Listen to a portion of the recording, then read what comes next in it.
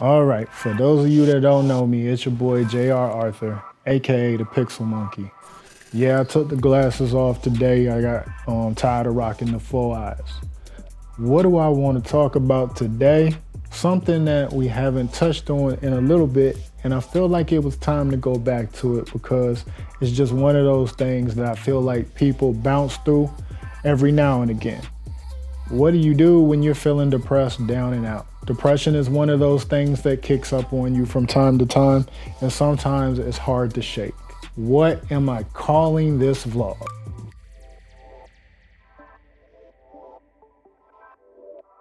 I'm calling it Down But Not Out. Roll title.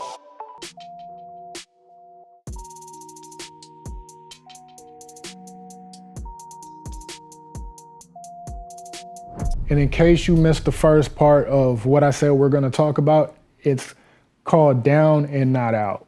What exactly does that mean and what does that deal with? What I want to deal with, because this is about the mental and emotional side of things, I wanted to deal with depression a little bit. And the reason why I wanted to deal with depression a little bit as far as creatives go, because depression can bring on burnout, it can bring on doubt, it can bring on those things that make you not want to do what we do so well, and that's create. And if you're wondering, no, I'm not a therapist, psychiatrist, none of that stuff. You ain't sitting on my couch, can't write you no prescriptions. But what I can do is tell you all the crap that I went through and how I got through it and how we're gonna get you through it if you're going through it or if you know somebody that's going through it. And I feel like this. I feel like every creative goes through a little bit of depression from time to time. And sometimes it's just because you've been trying to be so creative for so long without a time to recharge that you start getting down because you start to doubt what you're capable of. And don't get me wrong, artists are supposed to be mentally strong. We're supposed to be confident. In some cases, we're supposed to be cocky to a certain extent. You don't want to be overly cocky, but you do have to have a certain sense of swagger. Yes, you should be able to pop your collar a little bit. But even in doing so, we still have moments of weakness. We still have moments of vulnerability. And I'm not here to say this is what we're going to talk about. I'm telling you today, that is what the hell we're talking about. I take it very seriously because I've gone through it. And I didn't just go through it and like, oh, I feel down today, so let's just take a day off. Nah, I went through that crap for like a year, 2 years, feeling like I no longer want to do this. I've had places make me feel like I couldn't do this anymore. I've had people tell me that I'm not good enough. I had people tell me that I was never meant to be a leader in this space. I was only meant to push pixels. I'd be better off copying somebody else's work. I will tell you this. Some of those people that have said stuff to me, I've had to do work for once I started freelancing because they needed my help. Some of those people have been on my payroll when I was doing stuff for other clients. That made me feel good. But what it did in those moments was it took me from here to here. And it didn't happen all at one time. It was a gradual shift because what would happen is it's a downward spiral, actually. You come into this game going, I'm gonna work for the MTVs of the world. I'm gonna work for the Pixars of the world. I'm gonna work for the Warner Brothers, the Paramounts, all these big studios, all these production houses, all these animation places and things like that. Or you've thrown Disney out there a few times, right? But you've applied to those jobs, or if you worked at these smaller places, and then you just sit there stagnant in the same position for year after year after year, not getting promotions, not getting raises, or constantly feeling like you're not being looked at for what you can do. You're being glossed over because people keep coming in over top of you. And what that does is over time, you start going from this to this. And it's not fast, it's slow. And I don't care how much confidence you got. At some point, doubt creeps in. And it starts to shake you. And when it shakes you comes the depressive state. It comes the, what the hell am I doing this for? because I'm not doing good enough, does that mean I'm not going to be able to feed my family, take my girlfriend out, take my boyfriend out, do things for my kids, so on and so on? You start questioning things that you had never questioned before, and that crap starts playing with your mind. It makes your mentals go somewhere that you often can't get out of like that. It's like quicksand. The more you try to move, the quicker you sink and the deeper you sink. You have to be pulled out of it, and you can't always pull yourself out of it because sometimes you don't even know you're sinking. And it's a terrible feeling. And I tell you this, the reason why I said down is because down is depressed. Depression don't have you up here. It just brings you way down here. But the reason why I say you're not out is because as long as you have breath in your body, as long as you can open your eyes, as long as you can look to some kind of future or some kind of light, you can move past it. And I'll tell you this, depression for me, always in my rear view, right? It's like, for me, it's like being an alcoholic. Once an alcoholic, always an alcoholic. It's just one of those things you kind of navigate your way through. You try to avoid. You hope that you don't backslide. It'll hit you anytime it feels like hitting you again, but you have to be mentally strong. You have to find people and supporters that you can have in your corner that will help you. It's like having that demon and that angel on your shoulder. You want to lean to the angel, but that demon be making stuff sound good sometimes. That demon be sounding believable.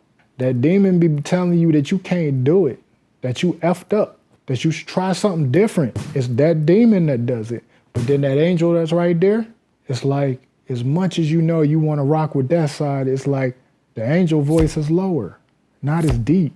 It gets quieter and quieter over time. But you can pull yourself out of that. And now let's go into how you can pull yourself out of that. And these are not guaranteed to work for everybody. But I do guarantee if you keep trying, you keep pushing, you don't look back and you don't look down, you will find a way through it. And I want you to really focus on my wording, especially my creatives. Focus on my wording. You can find a way through it. We're not going around it, because you go around it, it's right there. We want to break it up a little bit and separate it. That's what we want to do to depression. That's how we get back to our creative spaces. But for creatives, I would tell you this, use the pain, because that will push you a little bit too. But how are we going to get through it? Well, first, let's start with the simple stuff, right? And what's simple? May not sound like it, and I guarantee it's something you take for granted. That's just breathe. Take a deep breath. Take that one. You've been taking it for granted all your life because it's what you do. You don't have to think about it. You just do it. But what does that mean when you're breathing? It means you have life. It means you have something to move on for. If that's not enough, let's go to number 2. Well, every night you got to go to sleep. Well, what do we need you to do from the sleep? Wake up. The minute you open your eyes, it's a new day. You're starting over. You're starting fresh. It's another day we can try to beat that monkey off our back. It's another day that we can try to shake depression, shake the down feeling, shake the doubt. We can do it because we got up and just started moving. Matter of fact, you don't even have to move. Just get up. Meaning open your eyes and just wake up, take it in, and breathe. 1 and 2 go together. So now, what happens next? For my creatives, get a sketchbook, get a notebook, get something, start journaling, put it on paper. It can't happen if you don't know what it is you're trying to make happen. Get a calendar, put at the end of the week or whatever the next day is, put get up, move, write down what I'm gonna do today. Just do that. Now you're making steps towards pushing through. Not going around, pushing through. 4, for my creatives, start doing some of the stuff on the list. And I'm making it sound easier than it is because the chances are if you're feeling depressed, you don't want to do none of this stuff on the list. You probably didn't even want to write the list, but I'm telling you, do it and start doing something on the list and make the stuff simple. It don't have to be hard. Go check the mail. Go walk around the block. Get sidewalk chalk. Be creative again. You can do all that, right? It doesn't have to be complicated. I would say go get a drink, but if you're feeling depressed, you might not want to go get a drink, at least not at this stage. But you do want to hang out. You want to be around somebody. You might not feel like it, but be around somebody. But don't find somebody that's in the same state that you are. Find somebody who can smile. Find somebody that can laugh. Find somebody that wants to give you a hug. Find somebody that wants to do something and just go do it. Not because you want to, just for the hell of it. Get out of that space. And then when that is over and it's time to move on to the next thing, whatever that thing is that you do, attempt to do it. Get back to what you know. And it may be hard at first. And not everybody could have afforded to take time off or step away completely from their craft while they're feeling depressed, because you're oftentimes still going through your everyday cycle. But the way you're going through it is not like what I'm saying, where I'm saying do your craft. No, you're doing your routine. I'm saying go do your craft. Do that thing that you do. Do that thing that you fell in love with. Do that thing that was yours. And this is one of the things that sends creatives into depression or makes them feel down or just puts them in a rut is our thing is our identity. That's what the problem is. Yes, you came out of school to be a designer. You came out of school to be a videographer, or you came off of YouTube to be these things. Whatever it is, that's what you wanted to do. And you did it. And then people start calling you that. And then you start identifying with that. You were no longer Pixel Monkey. You were no longer J.R. Arthur. You were no longer whatever your name is, fill in the blank.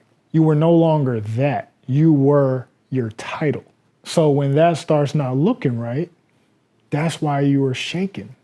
That's why your life seems a little bit harder, or things seem different, or creativity is moving away from you, because your identity was no longer you as a person. It was you as what you do, not who you are. Get back to who you are. If you was a sneakerhead and you was the fly person on the block, dress up, put your clothes on, go do your thing. But it's not all the stuff that made you you. It was you putting on the stuff that made it. It was you getting behind that camera that made the masterpiece that people watched. It was you typing on the computer that allowed people to enjoy the story. It was you that made the music that people wanted to shake their butts to. Do you get what I'm saying? It was you. It wasn't your title. It was you. If you've been rocking with JR, yo, we're professional winners. This is what we do. We win. If you're here listening to me, you're destined for greatness, like I'm destined for greatness. My audience wins together. Let's be real with it. I'm here to help.